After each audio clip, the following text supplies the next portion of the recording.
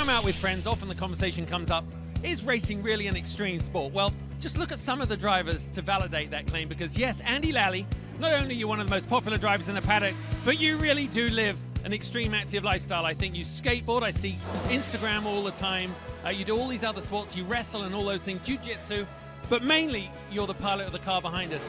Where did it all start for you? Was it skateboarding or four wheels all around? I had a big wheel and a big grassy knoll in our neighborhood, and I would push the big wheel to the top and ride it down until I had a neighbor with a go-kart. He was like 10, I was like 5, and the first time I saw a motor drive up the hill that I had to push everything up the hill was the switch where I realized I wanted to be in motor racing. I never thought about it as a career. I always thought about it as a passion, and maybe that helped, because all I wanted to do was do that. You know, I delivered pizza, I worked on cars, I worked in a fab shop, I did a lot of odd jobs here and there. That drive has stayed with me. Fortunately, I blended my passion with how I make my living. I'm one of a very small percentage of people that gets to do that in their life. But I also think you're a good example because you raced everything you could get your hands on. There's no shame in that, right? Whatever it is, from chump car to GTD, I mean, you're in it. I've done Formula Ford 2000, I've done Formula Atlantic, I've done Formula Ford, I've done Formula 500. I've raced Trans Am, I've raced GT cars, prototypes across the board. I've raced stock cars. I would race a monster truck if you could. I raced a semi-truck here back when Panos did the thing about 20 years ago here.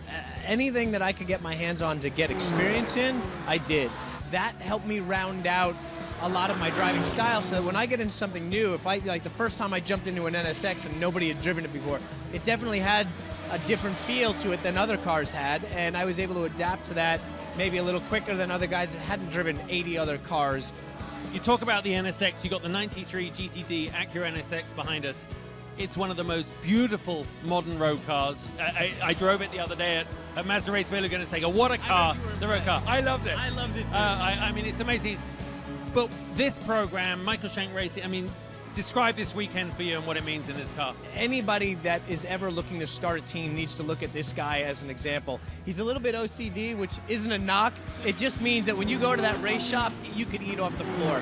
That sponsor presentation, the reason that Acura is here is because they look at him, they look at what he's done in the past, his results, his reputation speaks for itself, and I can say, you know, vouching for him that this is one of the best teams in the paddock.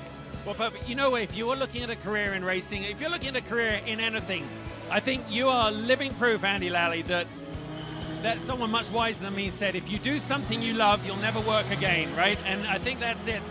Great example. What a way to finish Continental Tire for what you do. If you do it this way, you're in for an amazing career. Thank you, man. Welcome to one of the greatest spectacles in motorsport.